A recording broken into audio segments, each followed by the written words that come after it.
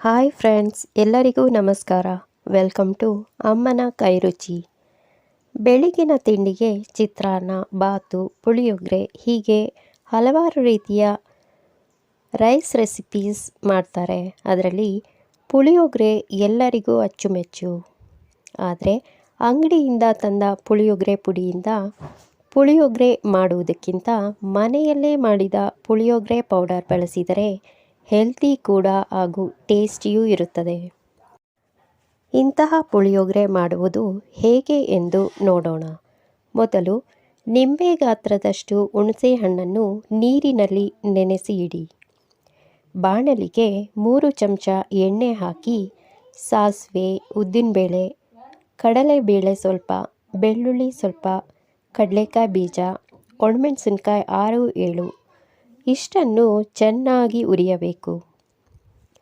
ಹುರಿದ ನಂತರ ಇದನ್ನು ತಟ್ಟೆಗೆ ತೆಗೆದು ಅದೇ ಬಾಣಲಿಗೆ ನೆನೆಸಿದ ಹುಣಸೆ ರಸವನ್ನು ಹಾಕಿ ಅದಕ್ಕೆ ಉಪ್ಪು, ಅರ್ಧ ಅಚ್ಚು ಬೆಲ್ಲವನ್ನು ಹಾಕಿ ಚೆನ್ನಾಗಿ ಕುದಿಸಬೇಕು.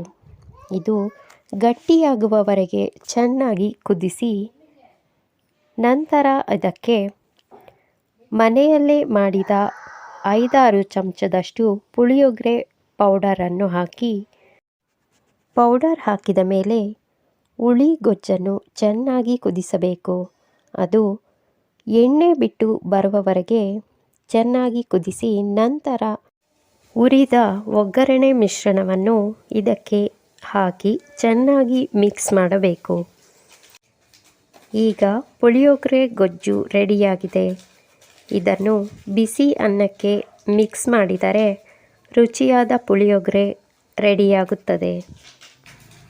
ಈ ವಿಡಿಯೋ ನಿಮಗೆ ಇಷ್ಟವಾದರೆ ದಯವಿಟ್ಟು ಈ ಚಾನಲನ್ನು ಸಬ್ಸ್ಕ್ರೈಬ್ ಮಾಡಿ.